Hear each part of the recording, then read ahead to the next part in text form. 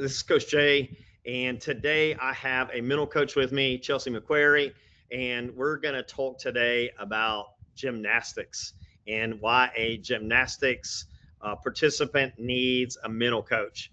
So, Chelsea, I know that you went through the whole gymnastics thing. You went through the cheerleading thing at Clemson. I know this is an area that you're very familiar with. How do you help a 14-year-old girl who is struggling with gymnastics? She's getting emotional. She thinks the coaches don't like her. She's got a couple of tiffs going with little girls on the team, and right now she's just not performing well. She can't do what she needs to do. Everything that she's doing is not working, and this thing feels like a big sand pit when she's just slipping into the sand. How do you help this girl? Gymnastics has so much mental toughness that goes into it, and you throw on top of being a 14-year-old girl, you already think the whole world is against you and everything is just going the wrong way, honestly. um it's a lot, and you kind of just, in that position, when you have so much going on with gymnastics and then outside of gymnastics, and then just trying to like kind of battle all those, you develop like this thing in your brain that's kind of basically just like nothing's going my way. And so to kind of counteract that, the way you would talk to them is kind of just being open and saying that like a lot of other people go through this, like I myself have gone through this. It kind of brings it down to a level where it's like it's not just me that this is happening to, but this has happened to other people before, and like the person I'm talking to has happened. um but just kind of telling them that like it's normal, and that it's not just like about one thing or another. Like it's not about like you're good at bars or like you're good at floor. It's just that like overall as a sport, a lot goes into it, and not necessarily how athletic you are is determining it, but just the mental blocks and the mental toughness that goes in front of it is also like a really big thing. And that's something that we can kind of help break down and like understand why it's happening and things like that. So the whole mental toughness thing. I mean, I know that you went to Clemson. Clemson's got great athletic programs, great academic school too, and I think I'm assuming that there's been a great education in that area of just mental toughness, so that now having gone through that experience, when you're talking to these girls, there is a path.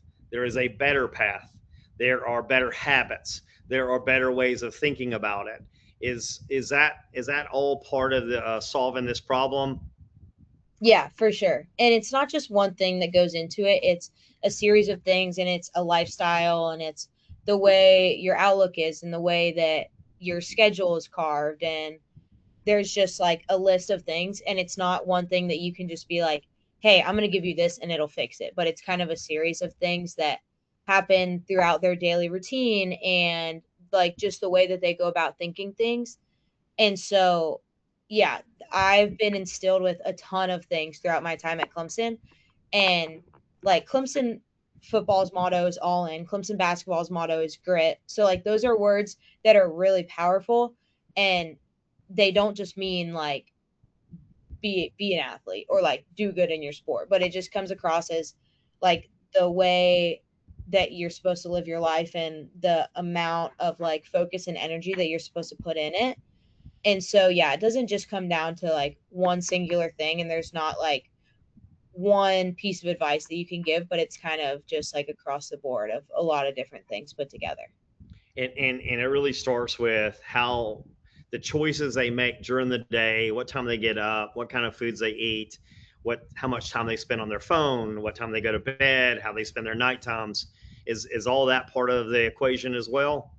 Yes. And bringing it back to like the original question of it talking to a 14-year-old girl, she's going through like, you're growing a lot. And so you have to eat more to, affect the growing. And then you also have to be putting healthy things in your body. And if you're working out 24/7, um you like food is fuel, so the things that you're putting in is basically what you're getting out of your exercise. And it's also like if you do certain exercises, it'll help build your muscle. And if you're eating the right things, that'll help build your muscle. And so it's not just whether or not she's doing great in practice, but it's like what she's doing outside of practice that will be a huge factor to what's happening during practice. Yeah, yeah. So it's a complex package of choices and things that happen. So the parents contribute to this a lot too, especially if they're driving kids to practice. They're bringing them there late. They don't have their stuff. Their stuff is not clean. They're not ready. Uh, you know, stress in the house, bedtimes being really late. So all of these things contribute as well to this whole system of what makes a person be great and what makes a person be average. Yes. Because like when you're 14, you can't drive yourself. So you kind of don't really have a way to get to practice unless it's your parents or your friend or something like that, which it's not really in your hands. But when you get to college, it's like you have to be like 30 minutes early to practice or at least 15 minutes early. And if you're on time, you're late. And so it kind of gets put into your hands at that time. But when you're younger, it you have to rely on somebody else, which is tough. But if you try to kind of instill that on yourself, and then it can kind of trickle around to the people around you, and you're like, when it comes down to practice time, you're like, hey mom, like I need to be here at this time because like this is when the coach wants me to be there. Then like it gets a little bit easier, but it is hard, especially at that age. um but yeah, absolutely, I mean that definitely plays a role in it. The parents, yeah, the parents think that their job is just to get them back and forth and to pay for it, basically being the sponsor of it. But it's really a lot more to that. Um, I mean, I worked with a level 9 gymnast that was a male, and I worked with him for about 5 years. And I actually went down to Daytona Beach and watched them compete. Spent an entire day down there, and it was quite the experience. Like, I'm more of a baseball, football, basketball, golf kind of guy. But going down there, I had to kind of learn a whole new way of looking at it. And I was amazed by just the athleticism, the discipline, everything required by all the gymnasts there. It was amazing, and I think because you got to be good at so many different things, I think that also adds the level of complexity to it.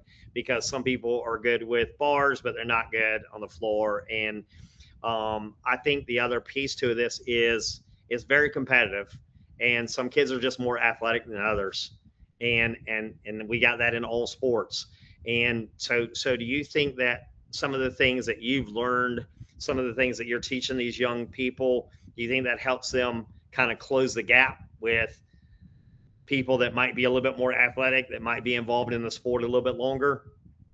Yeah, so I grew up, going to all those meets and competitions and stuff like that. I mean, that's literally how I spent every single one of my weekends, either at a cheer meet.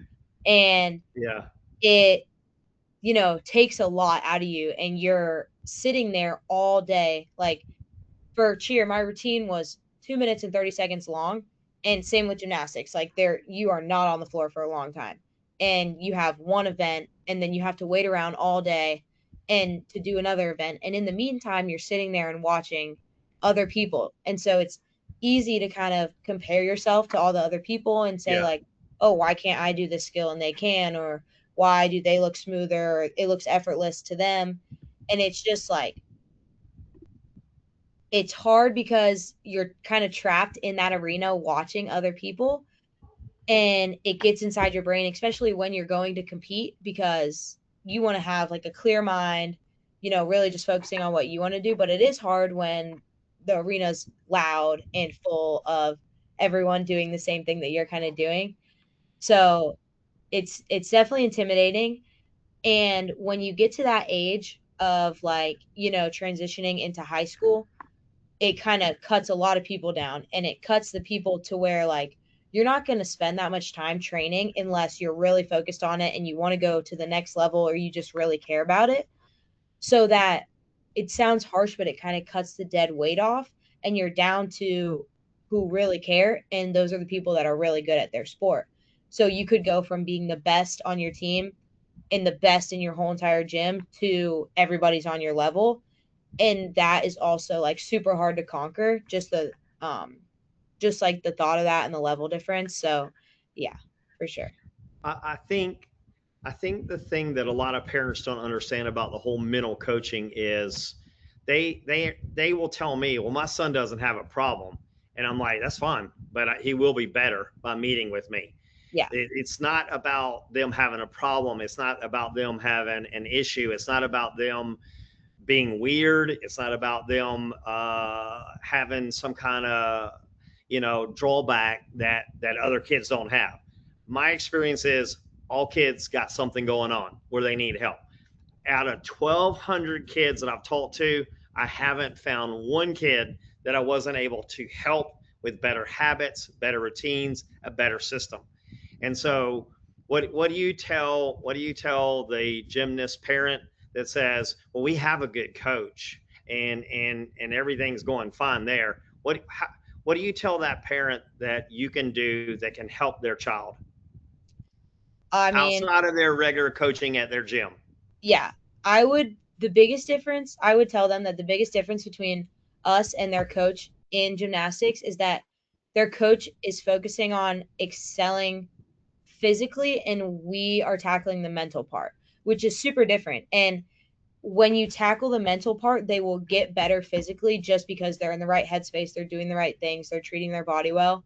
But those coaches that are trying to get them to a level up, or they're trying to have them make it and qualify for states for gymnastics and things like that, they're not focusing on like the nitty gritty of, what went on through their day and what kind of struggles they're going through. They're not focused on that. They have a bunch of athletes and they are really just trying to see a difference in how they're doing inside the gym.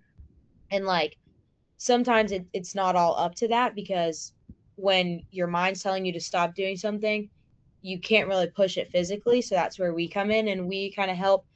And you don't have to have a problem already, but when you're working so hard in your sport, there's going to be something that comes up or some kind of mental block that you are going to have eventually.